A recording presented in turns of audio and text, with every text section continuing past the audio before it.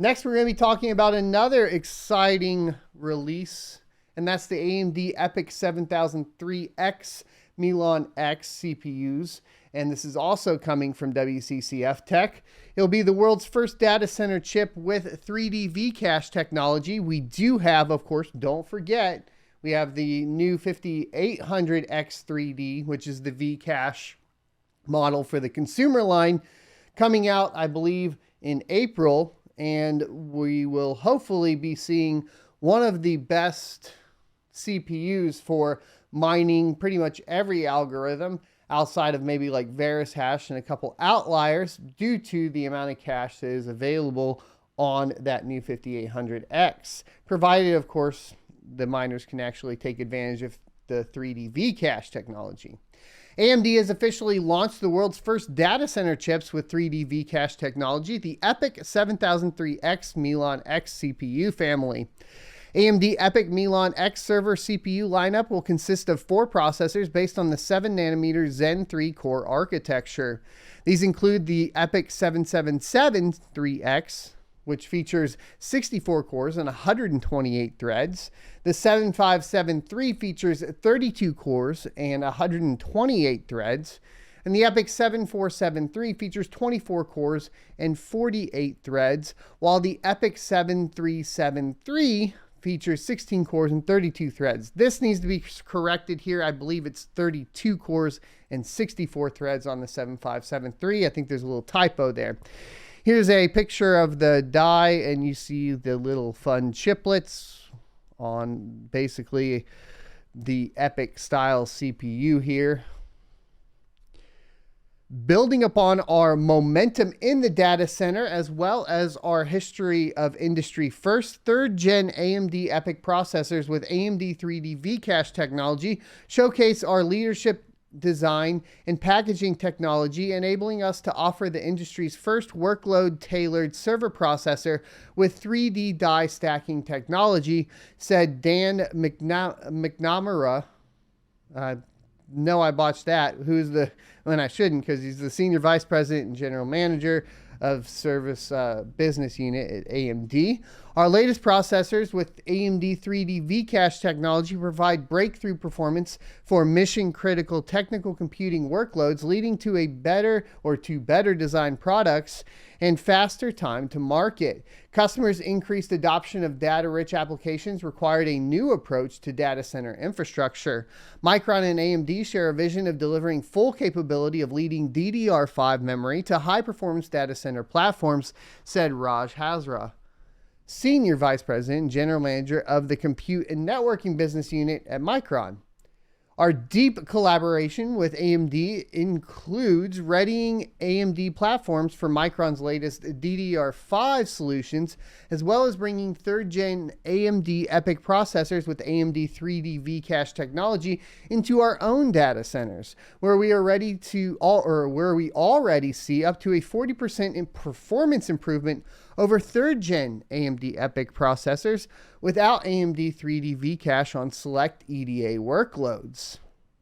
The flagship EPYC 773X will rock 64 cores, 128 threads, and feature a maximum TDP of 280 watts. The clock speeds will be maintained at 2.2 gigahertz base and a 3.5 gigahertz boost, while the cache amount will drive up to an insane 768 megabytes. This includes the standard 256 megabytes of L3 cache that the chip features. So essentially, we are looking at 512 megabytes coming from the stacked L3 SRAM, which means that each Zen 3 complex, or the CCD, will feature 64 megabytes of L3 cache. That's an insane 3 times increase over the existing EPYC Milan CPUs. In terms of pricing, the EPYC 773X cost $8,800 which is $1,090 higher than the MSRP of EPYC 7763, making it 12% more expensive than its predecessor. The second model is the EPYC 7573, which features 32 cores and 64 threads, with a 280 watt TDP. The base clock is maintained at 2.8 gigahertz and the boost clock is rated at up to 3.6 gigahertz. The total cache is 768 megabytes for this SKU too. Now, interestingly, you don't need to have 8 CCDs to reach 32 cores, as that can be achieved with 4 CCD SKU. 2, but considering that you need double the amount of stacked cache to reach 768 megabytes, that doesn't look like a very economical option for AMD, and hence even the lower core count SKUs might be featuring the full 8 CCD chips. The 7573X costs $5,590 US, which is 15% more expensive than the $4,860 US pricing of the EPYC 75F3. With that said, we have the EPYC 7473, which is a 24-core and 48-thread variant with 2.8 GHz base and 3.7 GHz boost clock and a TDP of 240 watts, while the 16-core and 32-thread EPYC 7373X is configured at 240 watt TDP with a base clock of 3 GHz and 3.8 gigahertz boost clock and 768 megabytes of cache. Both chips cost $3,900 US and $4,185 respectively, which makes them $34 and $267 or 267% more expensive than their non-X counterparts. All right, boys. Well, obviously these are extremely expensive and you wouldn't purchase them for mining because even though we are getting massive amounts of cache and they will, in theory, be the best mining CPUs on the planet as far as for anything from Raptorium to Monero, they are going to be extremely cost prohibitive. And funny enough, we do have a topic to talk about here because as these get deployed into data centers, there is going to obviously be a lot of people trying to mine on them. And there is something called cryptojacking, which we're going to talk about as part of the CoinDesk Mining Week. And let's get into it as more of an opinion, not an opinion piece, just an educational piece, I suppose. And what is cryptojacking? How to protect yourself against crypto mining malware. While most crypto hacks involve stealing private keys belonging to a crypto wallet and emptying it, cryptojacking involves the infecting of a device with malware to gain control over it. Here's how you can protect yourself. Crypto hacks and scams come in many shapes. Some hackers directly break into wallets and steal money. Others promise love to cheat. Others love to cheat you out of your coins, and some are so sneaky you rarely even notice your device has been compromised. Cryptojacking falls into the latter category. I don't know about you guys, but when my computer starts taking up a bunch of CPU resources or something like that, I get suspicious immediately and I'm like, what's going on here? What is this application doing this? 9 times out of 10 it's just Brave browser, right? Or Chrome. But let's continue on. I don't feel like it's that sneaky. Cryptojacking is a type of cyber attack in which the hackers exploit a device computing power without the owner's authorization and use it to mine cryptocurrency. It became a widespread problem during the 2017 crypto boom as Bitcoin and other cryptocurrencies price skyrocketed, making crypto mining a highly profitable business. At one point, cryptojacking was the 6th most common malware globally, according to a report by Checkpoint Software, a Tel Aviv, Israel-based security firm. Now, the other part about this that's a little hard to actually get hard data on this, hard numbers on this, is that you do get a lot of false flags with crypto miners that are installed on just people's everyday machines that they actually want on there, right? That's why, like, when we talk about downloading miners, we're very specific about make sure you get it from the GitHub, because no matter what, it's gonna get flagged as a virus, and because of that, they could include malware along with the miner, other malware outside of just the mining software, which is considered malware, and then you have a problem. And depending on how the reporting is coming or where they're getting the numbers from, right, like Windows antivirus or whatever is pre-installed on a lot of these computers and so on, Some of it could be just legitimate, so it kind of pumps those numbers up a little bit more than they actually might be, just to be clear. But lately, cryptojacking is having a renaissance. Google Cybersecurity Action Team wrote in a report that 86% of all the compromised Google Cloud accounts were harnessed to mine cryptocurrencies. All right, so cool. What are they talking about here? And this is where this is how we have segued over from this CPU here. Is a lot of times when we were seeing it, like at my old job or whatnot, it was essentially a whole bunch of people trying to mine Monero on basically server infrastructure, right? Now they may get in probably through like a Windows VM or something along those lines, or even like, a Linux VM, or get in through a Linux VM, maybe not have full access to the entirety of that infrastructure, but enough to actually just kind of mine along.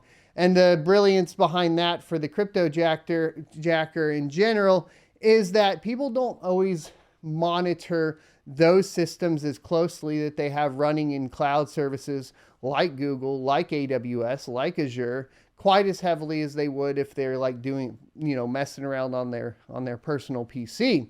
So you have like a lot of basically available resources that are running around on a lot of different virtual machines across a ton of different cloud services.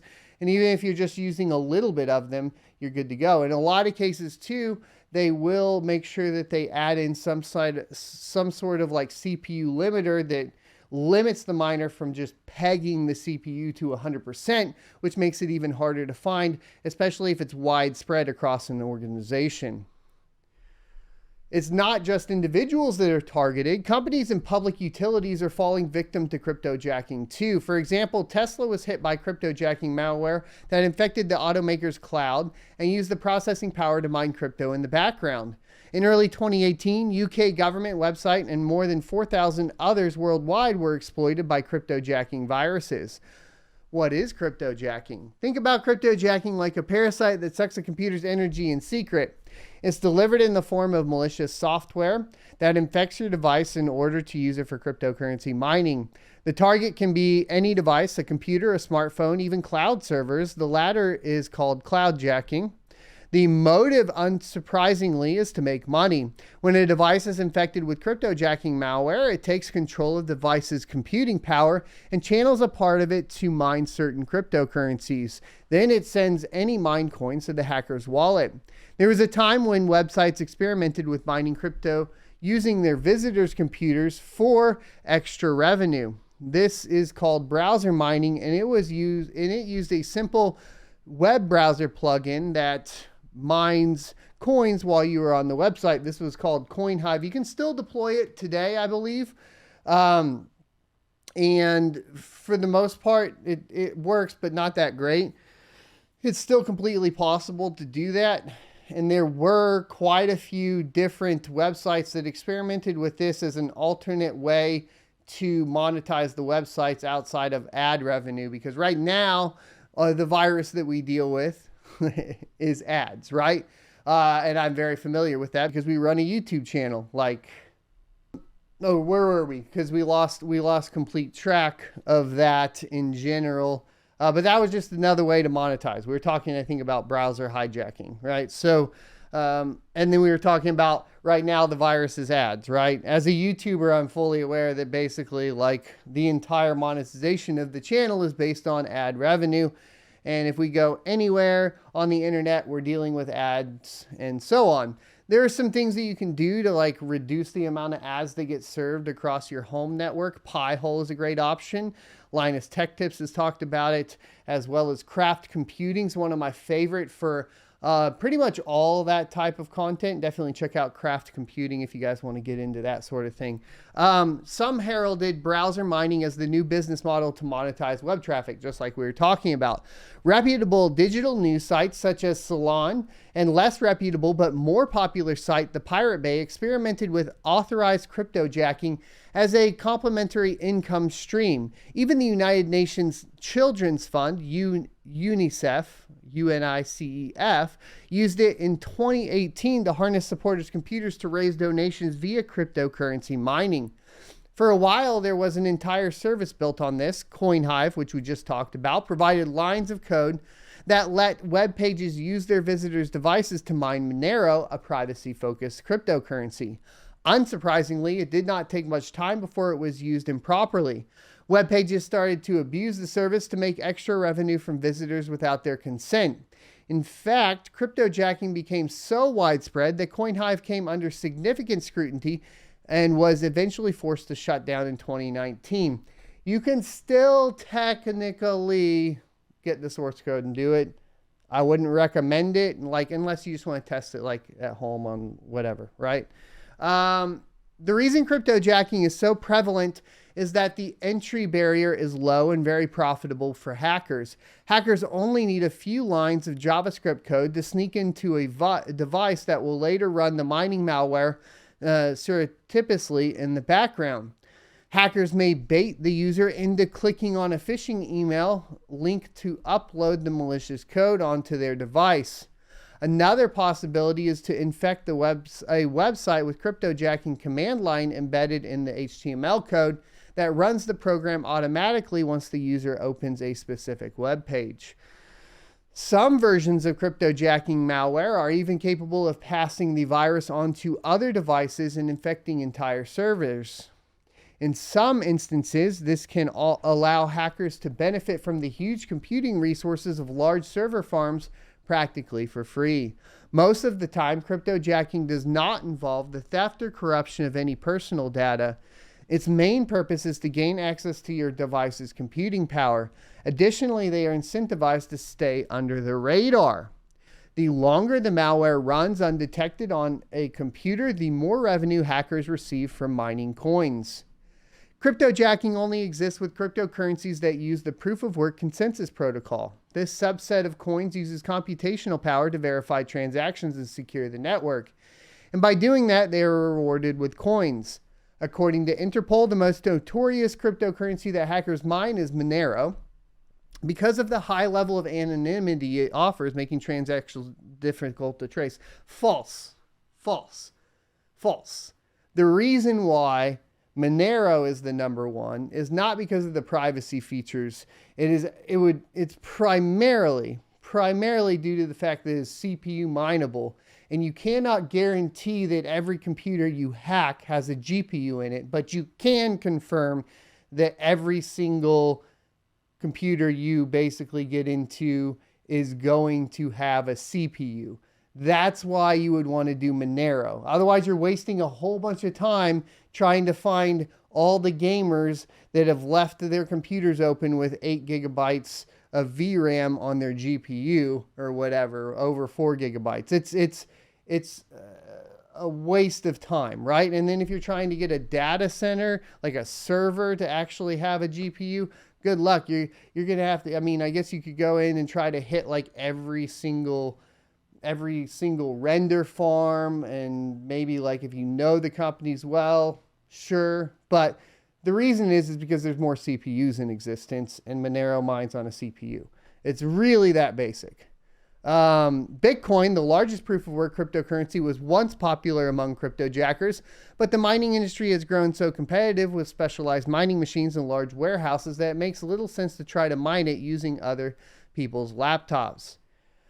How can you detect cryptojacking? The goal of cryptojacking is to hide in the background for as long as possible to mine more cryptocurrency. Malware is designed to use just as much power as it needs, and it goes largely unnoticed.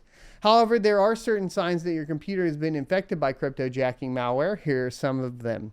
High CPU usage, device is slower and noisier, overheating, battery dies faster, and unexpected increases in electricity bills.